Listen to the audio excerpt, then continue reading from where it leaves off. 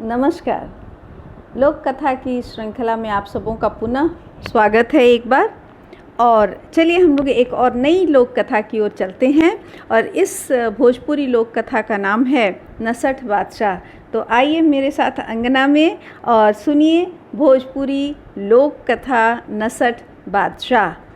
अंगना में आपका बहुत बहुत स्वागत है। चलिए चलते हैं। एगो राजा रहले, उनका लड़का लड़की ना रहे, एको बाल बच्चा ना रहे।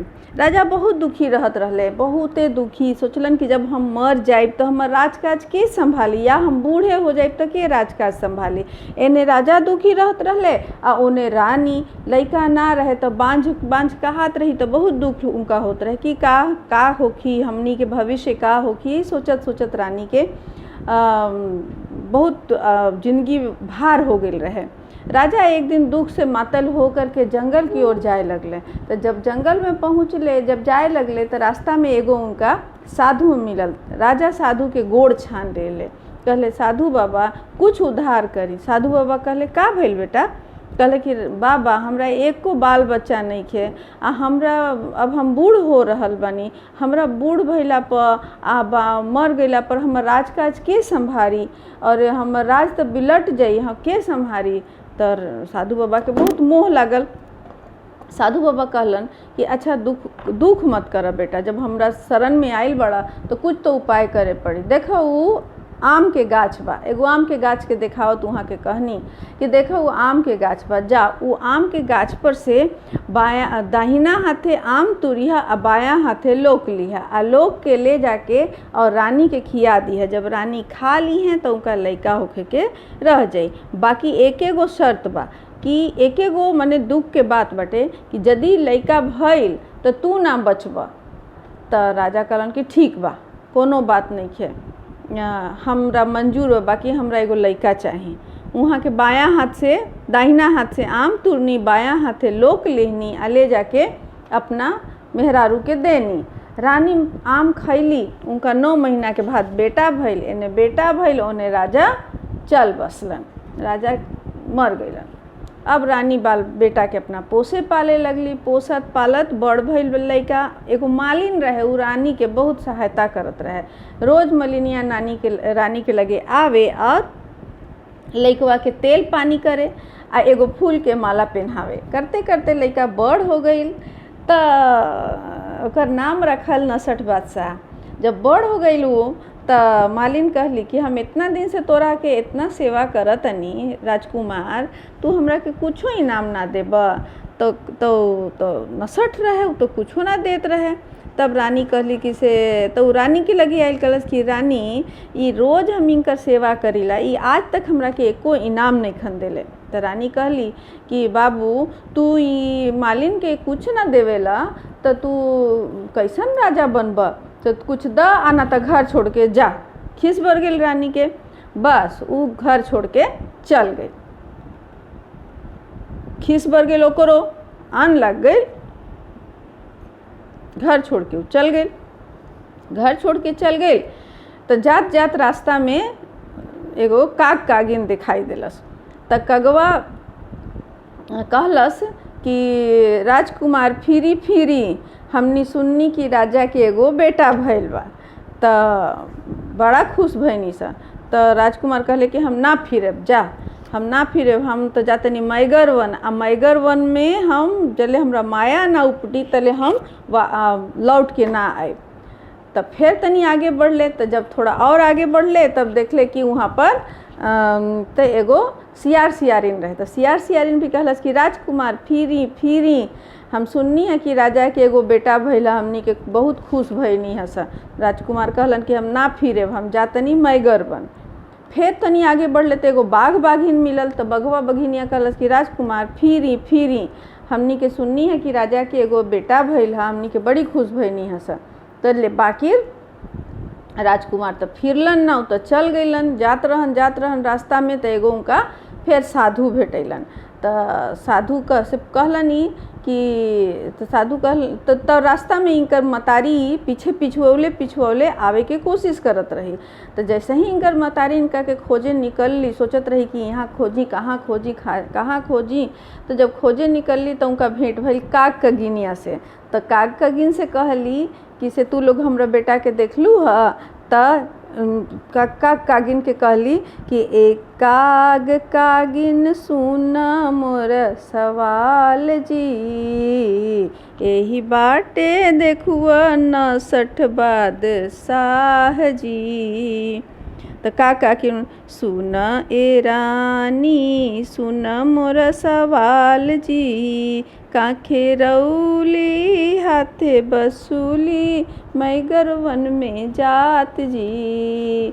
तब रानी कहली कि से रानी तनी आगे बढ़ गईली। तो सियार सियारिन से उनका भेंट भइल। तो कहली ए सियारिन सुन मोर सवाल जी, यही बाटे देखो 69 बादशाह का तो जात जी। तो सियार सियारिन बोले कि सुन ए रानी सुन मोर सवाल जी, काखे रौली हाथे बसली मैं गरवन में जात जी। रानी आगे बढ़ गई तो उनका बाघ बाघिन मिल। बाघ बाघिन से भी पूछली कि ए भाई बाघ बाघिन सुन मोर सवाल जी, यही बाटे देखुआ 69 बादशाह का तो जात जी। बाघ बाघिन कहल सुन ए रानी सुन मोर सवाल जी, काखे रौली हाथे बसुली ले मैं गरवन में जात जी। तो रानी वहाँ से आगे बढ़ गई। जात जाते एगो बगीचा में पहुँचली। देखली कि एगो गाछ तरे केहू चादर तान के सूतल बा। तो जब जाके जगौली तो देखली कि उनकर बबुआ बाड़न। तो कहलन बबुआ उठ तू घर छोड़ के काहे भाग गइला, घर छोड़ के भाग गइला, हम कैसे जिएब तोहरा बिना। तो चल घरे। तो कहलन कि ना माई अब तो हम घरे अभी ना जाइब, अब तो हम मैगर बन खातिर निकलल बानी, अब हम मैगर बन जइबे करे। तब रानी के कहली कि अब हम घर कैसे जाई, हम तो घरे जाइब, कौन मुँह लेके जाए बिना लइका के। तो कहलन कि अच्छा रुक माई तू घबरो मत, तू एजे रुक, अब हम मैगर बन जातनी, मैगर बन से हम घूम के आए तब संगे ले करके तोहरा के हम चले। तो रानी कहली कि अच्छा ठीक बा बेटा हम कैसे यहाँ रहे। कहलन कि तू घबरो मत। तो एगो पेड़ से कहलन कि पेड़ हमरा तू फाट, हमरा एगो अपन चीज़ तोरा लगे रखे के बा। तो पेड़ कहलस कि ठीक बा। पेड़ फाट गई। तो पेड़ फाटल तू अपना माई के वो पेड़वा में रख देलन, आ रख के आ तनी कटोरा में खिचड़ी रख करके आ पेड़ फिर सट गई। आ ऊ कहाँ चल गइलन, चल देलन मैगर बन खातिर। जब रास्ता में जाता रहन तो देखत रहन कि एगो साधु उनका मिलल। तो साधु से साधना से उनका पूरा देह पे घास उग गई रहे, हाथे मुँहे काने नाके सब जगह घासे घास भइल रहे। तो ई साधु के का कैलन कि सब घास उनका देह पर से नोचवें, आ नोच करके उनका के तनी साफ सुथरा कैलन। जब आँखी के घास उखड़लन तब साधु उठ के बैठ गइलन। देखलन कि तो एगो सुंदर लइका राजकुमार हमरा के साफ सुथरा कैला से। तो कहलन बोला का काम बा, बर मांगा हमरा से। तो कहलन कि साधु महाराज हम तो जातनी मैगर बन से हमरा के सहायता करी, हम कैसे जाई। तो साधु कहलन देख इतना लोग गइल, इतना राजकुमार मैगर बन गइल, बाकी केहू वहाँ से जीत के ना आयल, सब केहू वहाँ ही रह गइल, तू जइब तो लौट के ना आइब। तो कहलन कि ना महाराज हम तो जइबे करे, अब तो निकल गई नहीं तो जाइब, अब रउआ हमरा के कसहू करके भेजे के उपाय करी। तो कहलन कि से देखा वहाँ पर एगो दैंत बा, दैंतवा के 4 गो बेटी बिया, उ चारों बेटिया 4 गो बुझौल बुझावेले, आ जे ना बुझेला नु ओकरा के ओइजे बंद करके रख लेवेली स। तो कहलन कि हम तो जइबे करे, रउआ हमरा के कोनो तरह से सहायता करें। तो कहलन कि अच्छा ठीक बा। चारों रास्ता बतैलन, चारों बेटियन के बुझौल कहलन, आ सब बुझौल के मानी बता दिलन। कहलन कि इहे बुझौल के मानी है, जा आ तू बूझ करके आ उ लोग के ले करके चल अइहा। तो गइलन। जब गइलन तब मिलल दैतवा के बेटी मिलल। दनवा दैत मिलल। तो दनवा दैत के बेटी जब उनका मिलल तब कहलन कि से तो कहलन, तब राजकुमार जब वहाँ पहुँचलन तो एगो लड़की आइल पान खात खात। वो आई लड़किया दैतवा के बेटी तो कहलस कि हम एगो बुझावल बुझावत नहीं, यदि कि तू ना बुझल तो तोरा के एजे मार के और ख़त्म कर देम, ना तो बंदी बना के रख लेम, आ यदि बुझ गई तो हम तोहार हो जाए। तो कहलन कि से अच्छा ठीक बा बुझाव। तब बुझैली कि एक एक पात दुई दुई पात जी, एक त सुगवा लाल री, दूसरे लाल ठोड़ जी, तू विदेशी हम पसिंजर, तब हुन लागब रउआ साथ जी।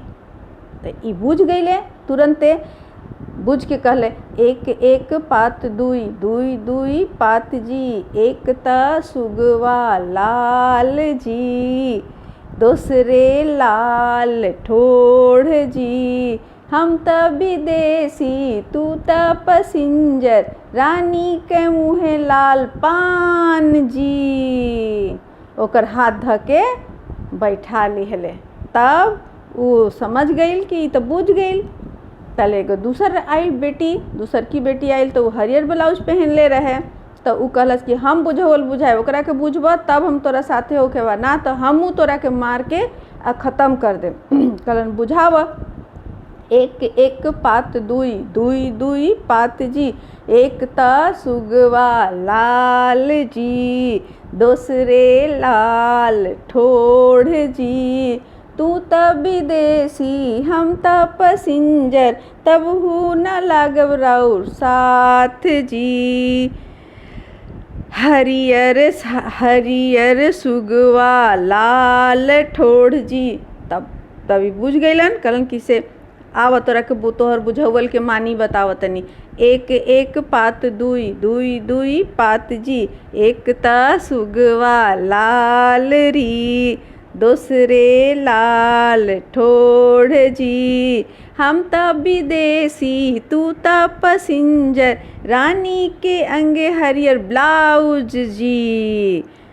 तो कहलस कि ला तू तो बुझ गईला। तो फिर ओकर हाथ धके बैठा ले। अब तीसरकी जानी अली।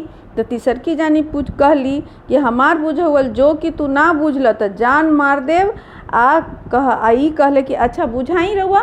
ओकरा बाद तो बुझल से एक एक पात दुई दुई दुई पात जी, एक त कगवा करिया जी, दूसरे करिया ठोड़ जी, तू त विदेशी हम त पसिंजर, तब हूँ न लागब रउआ साथ जी। तो ई बुझ गईले। अब बुझ के कहले एक एक पात दुई दुई दुई पात जी, एक त कगवा करिया जी, दूसरे करिया ठोड़ जी, हम त विदेशी तू त पसिंजर, रानी के सिरे करिया केस जी। ता इन्हू के हाथ धके बैठा लेलन। वो बुझ गई कि तो हमर बुझावल बुझ गईले। अब फिर चौथ जानी अली। अब पलंग पर सूत के अली। वो पलंग पर सुतले सुतले अली। कहली हमार बीच बुझावल जे ना बुझला तो हम तोरा के जियते जीव मार देव। तो कहलन कि से ठीक बा बुझाव। तो कहली एक एक पात दुई दुई दुई पात जी, एक त बकुला उज्जर जी, दूसरे उज्जर ठोड़ जी, तू त विदेशी हम त पसिंजर, तब हूँ न लागब रउआ साथ जी। तो ई बुझ गईले तुरंते।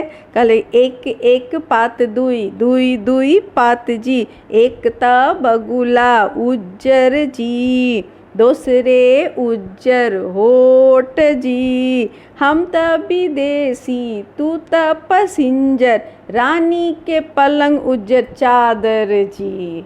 तब तो समझ गई कि चारों जानी इनका फेरा में पड़ गई। चारों जानी हार गई अपन बुझावल। अब राजा के, अब ये राजकुमार के गुलामी में आ गई। अब जब तब दनवा दैत आइल उनकर, तो दनवा दैत बहुत अरज मिन्नत करे लगल कि छोड़ द हमार बेटी सबके। तो कहलन कि ना हम छोड़ेब त ना, अब तो ई लोग के कोनो हाल से ना छोड़ेब, ना हम सोना लेब ना चांदी लेब, तो अपने राजा बानी, हम काहेला ई सब चीज़ ले। बाकी हम पंडित बुला के हमर शादी चारों से करवावा। तब दनवा दैत चारों जानी के शादी राजकुमार से करवैली आ कहलस कि जितना राजा के तू लोग राजकुमार के तू लोग बंदी बनैले बड़, सबके निकाल, सबके छोड़। अब सबके रानी लोग छोड़वैला के बाद इस सबके नाउआ बुला के सबके हजामत बोले, जाए के खर्चा पानी देले अपना अपना घरे, सब अपना अपना घरे गईले। और इस सब कर चारों रानी के लेके अपना घरे अइले। सब डोला चार गो डोली पर इनकर दनवा दैत अपना बेटी लोग के बैठैलस, इनका के घोड़ी देलस। तो कहलन कि हमरा के एगो खाली डोली भी दीही। तो कहलन कि काहे खातिर? तो कहलन कि हमरा काम बा, बस 4 गो डोली भरल कनिया से आ एगो खाली डोली लेके अइलन। रास्ता में माई के पेड़ से निकलन, कहलन कि गाछ फाट, काहे कि हम तोरा के एगो चीज़ सौंप के गई रही, हमार चीज़ लौटावा। तो गाछ फाट गई, अपना मतारी के निकाल लेलन, डोली में बैठा लेलन। अब बैठा के फिर ई अपना घरे लेके आवे लगलन। तो रास्ता में साधु बाबा मिलन, साधु बाबा के वो साथे गईलन, साधु बाबा के बहुत प्रणाम कैलन। साधु बाबा आशीर्वाद दिलन कि बच्चा खूब फल फूला, ऐसे ही दूसर लोग के सहायता कर। तो ई अपन अइलन, अपन राजपाट देखे लगलन। गांव के लोग देख के बहुत खुश भइल कि उनकर राजा चल अइलन, 4 गो रानी आ गईली, राजमाता आ गईली। सारा गांव खुशी से भर गईल, खूब नाच गाना होखे लगल। ए तरीका से कहानी ख़त्म भइल। भगवान जैसे उनकर दिन फेरलन वैसे सबके दिन फेरस। नमस्कार। उम्मीद है आपको ये लोक कथा अच्छी लगी होगी। आपका बहुत बहुत आभार। आपके प्यार में इसी तरह मैं पागल रहूँगी और आपके पास फिर एक नई लोक कथा लेकर अगली बार आएंगी। नमस्कार।